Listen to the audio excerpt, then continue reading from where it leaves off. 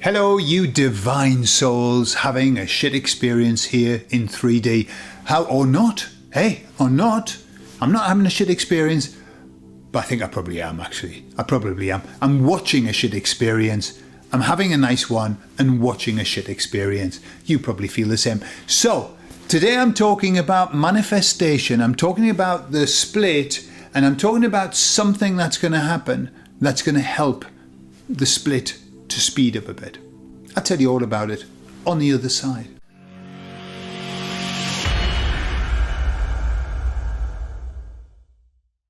So one of the things that happens when a video goes wild, like this video that I did about the split and the Great Awakening being over, and thousands of people have seen it, of course what that does is it brings a lot of comments.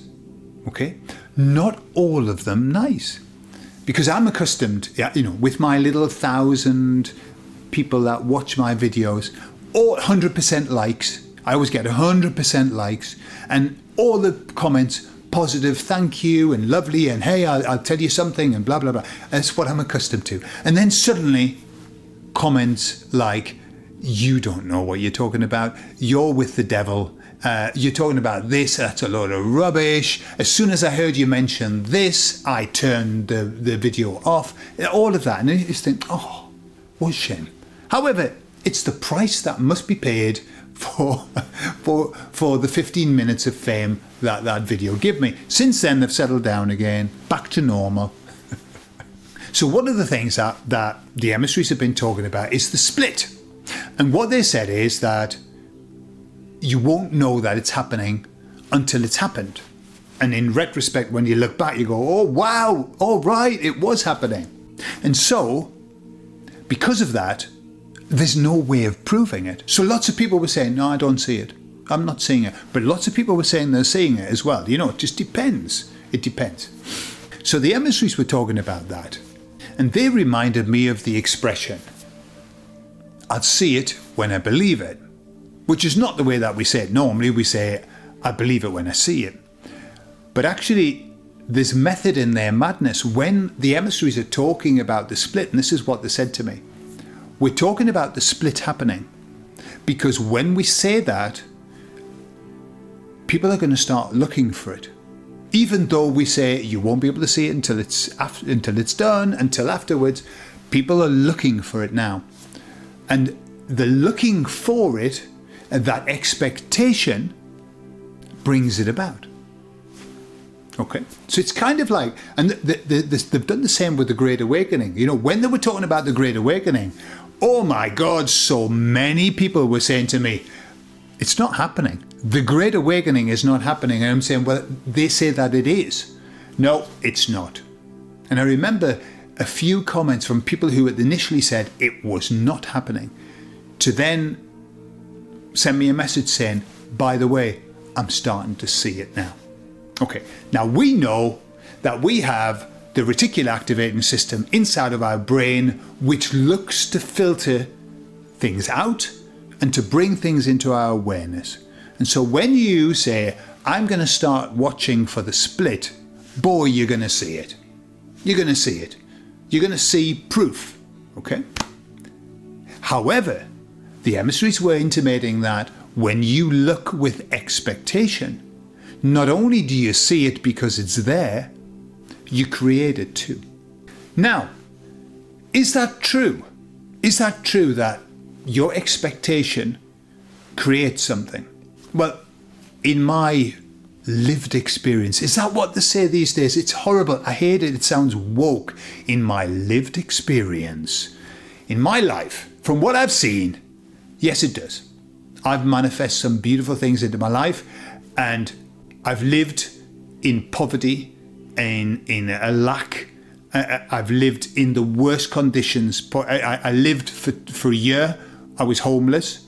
So I know exactly what living in lack is. And so when I started to manifest, I saw how quickly it happened, and I saw the power of manifestation. I believe in it 100%. I've got no doubt. 100%. Why? Because I've done it. So if you've done it, you'll know what manifestation is.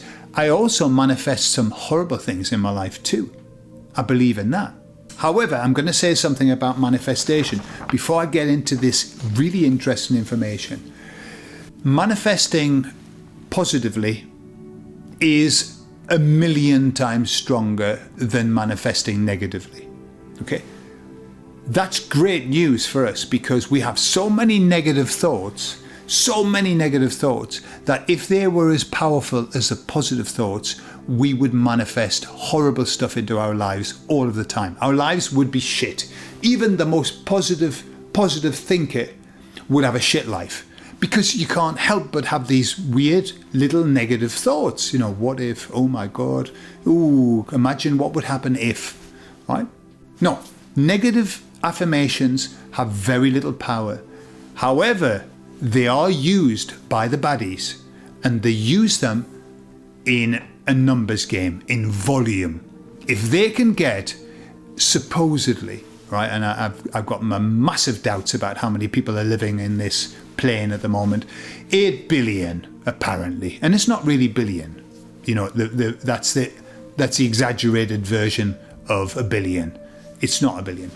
Okay, 8 billion people, all thinking negatively, all worried about the next war, all worried about famine, all worried about pestilence, all worried about the planet bursting into flames. Man, that has some strength, and that proliferates those negative thoughts. Does it need 8 billion people to think something positive? No, not at all. Not at all. And let me just give you some stats. All right. Now, this is all airy-fairy. This is woo-woo land. Okay. Because they would never do a study like this. However, there have been lots and lots and lots of experiments where small groups of people have got together and focused on a positive outcome. And it's happened. So let's have a look at the less woo-woo.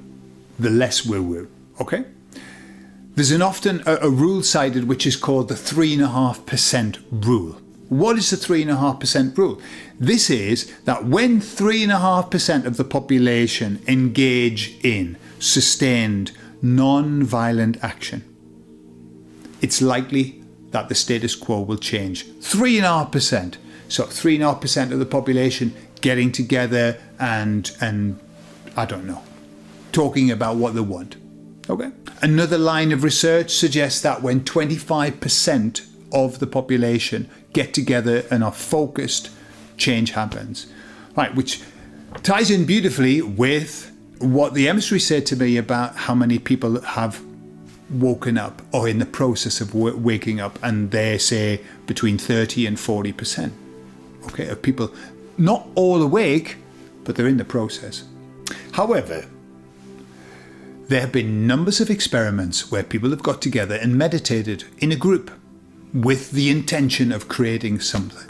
So they did this experiment and they got 1% of a city's population got together and practiced TM, which is Transcendental meditation. Very deep meditation.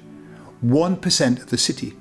And that 1% started reducing crime. That was what they focused on, reducing crime, and it happened. But then it gets better. They continued to do the tests, and so they tried with the square root of 1%. The square root of 1%, whatever that is, very small. And this was 1,725 meditators. But it wasn't like just a random, let's do it today. It was over the period from 2007 to 2010, and they found that the crime declined. And this was the square root of 1%. And it was even done in Merseyside in the UK, where the square root of 1% of the population of Merseyside got together and started meditating. And there was a decrease in 13% in crime. So what does that mean? If we're talking about the square root of 1%, okay, with the world population, how many people would have to be like the super duper meditators to change things? Well, the figure is 8,944 people. 8,944 people in 8 billion. All that we need, we just need 9,000 good meditators. Now, if you were a meditator, get cracking. Get cracking. But imagine, right, 9,000 good meditators, they would be enough to shift the world. But if we had like, I don't know, 1 billion people who were shit meditators, but still meditated anyway. You know, I'm a meditator. I'm not a great meditator. I prefer hypnosis to meditation. Hey, probably no difference. But I do struggle to maintain my focus. I get a little bit distracted. However, just during that period, even if you have like 10 seconds of deep focus in your meditation, if there's enough of us, we could shift something, could we not? So I think that we need to get cracking a bit. We need to be just sitting and just imagining the world that we want. That's all that we need to do. You know, imagining the split. I mean, there's a video that the emissaries dictated to me about what it's going to be like after the split. Very beautiful. Just imagine. You don't need to be told what it's going to be like. You can imagine. You know, the question is, what would a beautiful world be like for you? And just sit and imagine it. When you're walking your dogs, when you I don't know, just working on the car, cleaning the car, whatever, driving. Just imagine the world that you want. Get excited about it. That's it. That's what manifestation is. You imagine it and you feel good about it. And you imagine that it's real now. That brings it into reality. It's a proven system. Imagine that it's already happened, feel very, very fucking good about it, and it will be here before you know it. And that's all that we have to do. It's already going to happen. It's going to happen anyway. But we can speed it up. And that's what the emissaries are saying. That's why they're talking about the split. They're bringing it into people's consciousness so that they bring it about faster. And the emissaries are not the only ones talking about the split.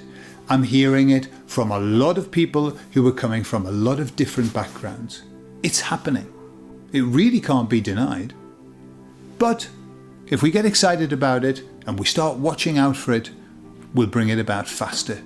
What's wrong with that? Why not? I love you all. I'll speak to you all later.